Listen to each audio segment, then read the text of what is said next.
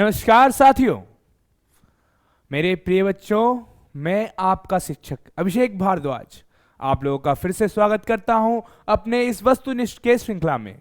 यह हमारा 8वां वीडियो है जिसमें हम महत्वपूर्ण राजनीति शास्त्र के वस्तुनिष्ठ प्रश्न का डिस्कशन करते हैं।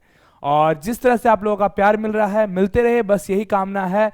और एक और सूचना आप लोगों के लिए कि उज्जोत.in जो है एक ई लर्निंग प्लेटफॉर्म, ये जो है हमारा एक ऐप है जो प्ले स्टोर पे आपको मिलेगा, जहां इन सभी चीज़ों का डिटेल्ड कोर्स आपको मिल सकता है। तो यदि आपको हमारा वीडियो अच्छा लग रहा है और आप इसका डिटेल कोर्स पढ़ना चाहते हैं तो आप उज्जोत के ऐप पे जाकर के पढ़ सकते हैं। चलिए, ये सूचना था और अब आगे बढ़ते हैं। आज देखते हैं क्या क्या है। तो बच्चों, आज का पहला जो क्वेश्चन है वो क्वेश्चन है आपका कि निम्न में से किस भाषा को भारतीय संविधान द्वारा मान्यता प्राप्त नहीं है? डोगरी, तेलुगु, भोजपुरी और मैथिली। बताइए। तो इन भाषाओं में देखिए, भारतीय संविधान के 8वीं अनुसूची, कैवीं अनुसूची, 8th शेड्यूल, 8th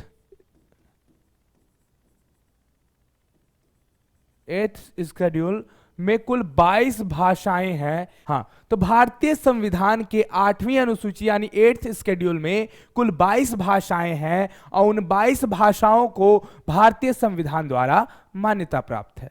तो इन चारों में से कौन वो ऐसी भाषा है जिसे भारतीय संविधान द्वारा मान्यता प्राप्त नहीं है? तो वो है मेरे प्यारे बच्चों भोजपुरी। भोजपुरी को भारतीय संविधान द्वारा मान्यता प्राप्त नहीं है। इसके अलावा जो डोगरी, तेलुगु, मैथिली और हिंदी, संस्कृत, इंग्लिश, उड़िया, कन्नड़, तमिल, तेलुगु, मलयालम और बंगाली, फिर आपका बोडो, संथाली, ये सभी जो भाषाएं हैं इनको भारतीय संविधान द्वारा मान्यता प्राप्त है। ठीक है, ये कहाँ है? 8वीं अनुसूची में कितनी भाषाएं हैं? कुल 22 भाषाएं। ठीक है, नेक्स्ट क्वेश्चन, हरियाणा की नए राज्य के रूप में स्थापना कब हुई? तो देखिए बच्चों, हरियाणा की नए राज्य के रूप में स्थापना कब हुई, इसका जवाब देना है हम लोग को। तो ऑप्शन है 1965, 1966, 1985, 1961। तो देखिए बच्चों, इसका आंसर होगा 1966। कब? 1966 में हरियाणा का एक नए राज्य के रूप में स्थापना हुई। हरियाणा किससे अलग हुआ? तो हरियाणा भी आपका पंजाब से अलग हुआ। किससे? पंजाब से। ठीक है, ठीक है, 1966 में पंजाब से अलग हुआ हरियाणा। ठीक है, चलिए नेक्स्ट क्वेश्चन, जम्मू कश्मीर के राज्य की मान्यता कब रद्द कर दी गई? मतलब जम्मू कश्मीर जो था हमारा भारत का एक राज्य था, तो अभी बच्चों क्या हुआ कि जम्मू कश्मीर के भारत के राज्य की मान्यता रद्द कर दी गई और उसे क्या बना दिया गया? केंद्र शासित प्रदेश बना दिया गया। और वर्तमान जो जम्मू कश्मीर था उसको 2 केंद्र शासित प्रदेशों के रूप में तोड़ा गया, एक लद्दाख और एक जम्मू और कश्मीर। तो ये जो हुआ, ये हुआ बच्चों 2019 में। कब हुआ? जम्मू कश्मीर के राज्य की मान्यता कब रद्द की गई? 2019 में। ठीक है, चलिए नेक्स्ट क्वेश्चन, निम्न में से किस राज्य की स्थापना क्षेत्रीय आकांक्षाओं के आधार पर हुआ था? आंध्र प्रदेश, छत्तीसगढ़, गुजरात और महाराष्ट्र। क्षेत्रीय आकांक्षा का मतलब उस क्षेत्र के लोगों को अपने क्षेत्र के लिए अधिक क्या हो गया? लगाव हो गया और वो क्या करने चाहे कि अपने क्षेत्र को एक अलग राज्य के रूप में स्थापित करना चाह रहे थे। ठीक है, तो आंध्र प्रदेश, तो देखिए बच्चों, आंध्र प्रदेश जो है 1953 में भाषा के आधार पर एक अलग राज्य बना था। ठीक है, छत्तीसगढ़, गुजरात और महाराष्ट्र। तो गुजरात आपका 1960 में भाषा के आधार पे एक अलग राज्य बना था, गुजराती भाषी लोग। आंध्र प्रदेश में तेलुगु भाषी लोग। और महाराष्ट्र भी 1960 में ही 1960 में ही एक अलग राज्य बना मराठी भाषियों का। किसका? मराठी भाषियों का। तो भाषा के आधार पर तो ये तीनों बने, तो कौन बच गया? छत्तीसगढ़। यानी छत्तीसगढ़ जो है बच्चों वो क्षेत्रीय आकांक्षाओं के आधार पे एक नए राज्य के रूप में स्थापना की गई। किसकी? छत्तीसगढ़ की। कब स्थापना हुई बच्चों? तो छत्तीसगढ़ अलग हुआ एमपी से। किससे? मध्य प्रदेश से। और इसकी स्थापना हुई आपको 9 नवंबर 2000 को। 9 नवंबर 2000 को, सॉरी 1 नवंबर 2000 को, 9 नवंबर बोल रहे हैं, 1 नवंबर 2000 को, 1 नवंबर 2000 को छत्तीसगढ़ की स्थापना हुई क्षेत्रीय आकांक्षा के आधार पे एक नए राज्य के रूप में। ठीक है। अगला क्वेश्चन, सरकारीय आयोग संबंधित है किससे? पंचायती राज से, राज्य पुनर्गठन से, संघ राज्य संबंध से, इनमें से कोई नहीं। तो देखिए बच्चों, जो पंचायती राज है इससे संबंधित क्या था? इससे संबंधित थे बलवंत राय मेहता कमेटी, बलवंत राय मेहता कमेटी, ठीक है, आपको Ashok Mehta committee, LM. Singhvi committee, ये सब पंचायती राज से संबंधित थे।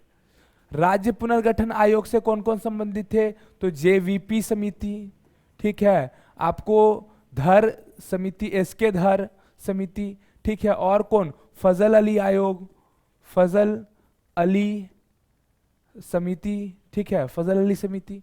तो ये सब राज्य पुनर्गठन से संबंधित थे। पंचायती राज से कौन कौन? बलवंत राय मेहता, बलवंत राय मेहता, अशोक मेहता, अशोक मेहता कमेटी, और क्या? LM. Singhvi committee, LM. Singhvi committee. तो ये सब समितियां पंचायती राज से संबंधित थी। जेवीपी, एसके धर और फजल अली आयोग किससे? राज्य पुनर्गठन आयोग से। तो सरकारीय आयोग संबंधित थे किससे? संघ राज्य संबंध से। ठीक है, सरकारीय आयोग किससे संबंधित था? संघ राज्य संबंध से। ठीक है। अगला क्वेश्चन बच्चों, किस संवैधानिक संस्था, यहां देखिए थोड़ा सा गलत हो गया है, संस्था होगा, क्या होगा? संस्था। किस संवैधानिक संस्था में महिलाओं के लिए 1/3 पद आरक्षित किया गया है? समझ रहे बच्चों कि 1/3 पद किस संवैधानिक जो है संस्था में महिलाओं के लिए आरक्षित किया गया है? तो देखिए, महिलाओं के लिए जो सीट है उसका आरक्षण सिर्फ और सिर्फ कहां आपको? पंचायती राज व्यवस्था में मिलता है। कितने प्रतिशत सीट? तो 33% सीट का आरक्षण कहां मिलता है आपको? पंचायती राज व्यवस्था में। ठीक है, तो महिलाओं के लिए आरक्षण किसमें? पंचायती राज व्यवस्था में। ठीक है। अगला, भारत की भाषा नीति का सही लाभ क्या है? भारत की भाषा नीति क्या है? भारत की भाषा नीति यही है, शॉर्ट में जानिए, कि भारत ने किसी भी भाषा को राष्ट्रीय भाषा नहीं घोषित किया। ठीक है। क्यों? ताकि भेदभाव ना हो, क्योंकि भारत में बहुत विभिन्न भाषा बोली जाती है और बहुत सारे क्षेत्र हिंदी नहीं बोलते हैं, इसीलिए किसी एक भाषा को राष्ट्रीय भाषा घोषित नहीं किया गया। यही है भारत की भाषा नीति। भारत की भाषा नीति का सही लाभ क्या है? अंग्रेजी भाषा का प्रभुत्व, अंग्रेजी भाषा का प्रभुत्व दे रहे हैं हम लोग भाषा नीति में नहीं। इसका तो बस एक प्रयोग किया जा रहा है सरकारी कामकाजों में, ताकि अन्य भाषाओं के बीच मतभेद ना हो।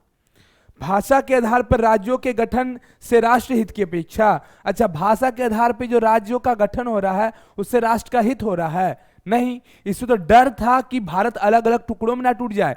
लेकिन लोग यहाँ के समझदार थे कि भाषा के आधार पर अलग राज्य तो मांगे, लेकिन भारत को भी उन्होंने इज्जत दिया।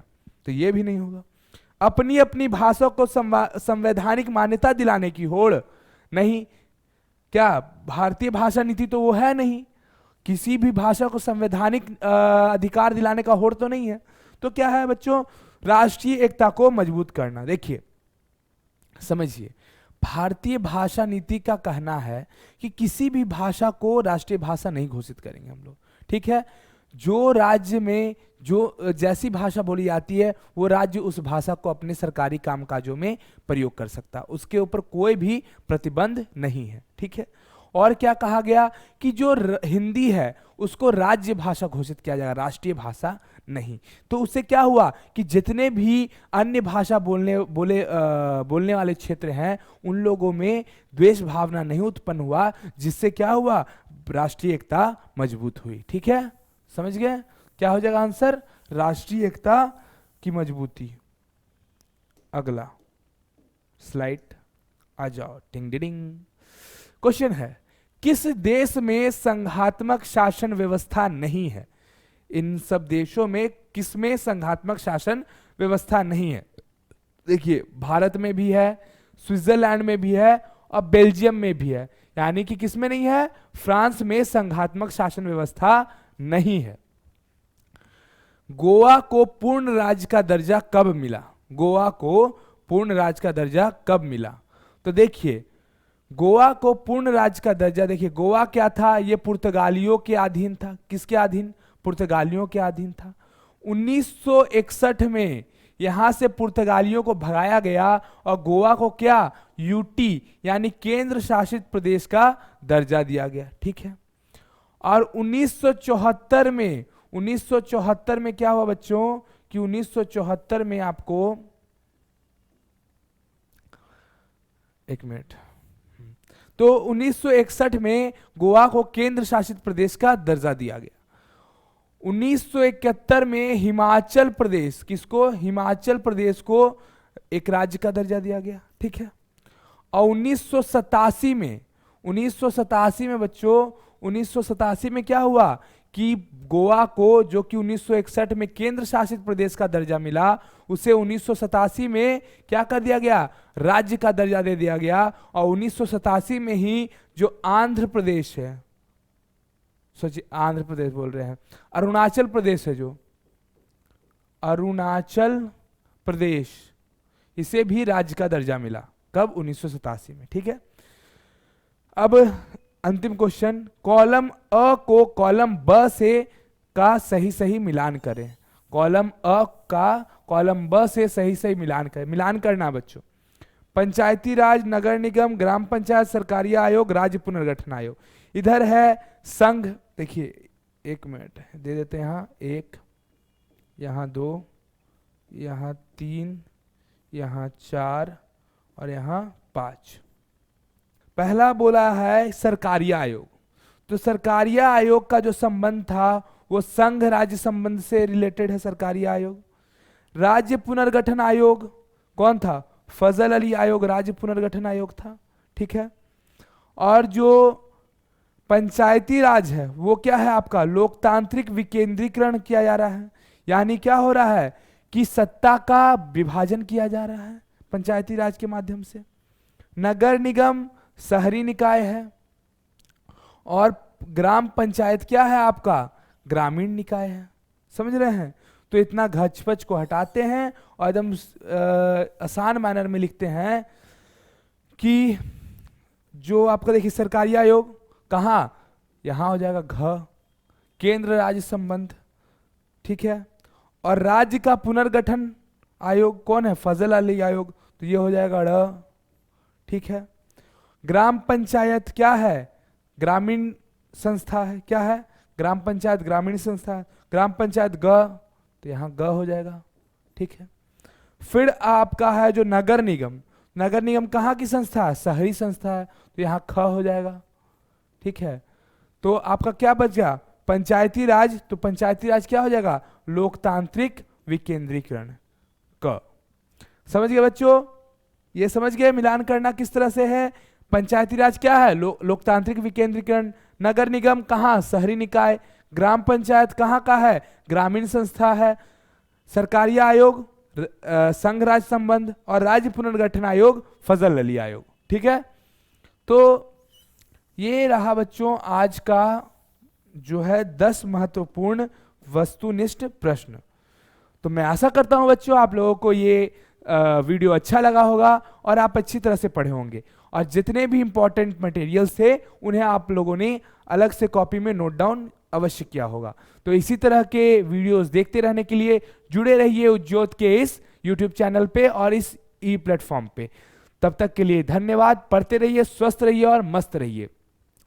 और एक रिक्वेस्ट आप लोगों से कि अगर आप लोगों को ये कंटेंट अच्छा लगता है, जो हम पढ़ाते हैं जिस तरह से वो अच्छा लगता है, तो प्लीज एक लाइक, एक कमेंट कर दिया कीजिए मेरे प्यारे बच्चों। हो सके तो वीडियोस को शेयर कीजिए, क्योंकि आपका ये कदम हमें और मोटिवेट करेगा और हम और अच्छी तरह से और अच्छे अच्छे वीडियोस लाने की कोशिश करेंगे। धन्यवाद, नमस्कार।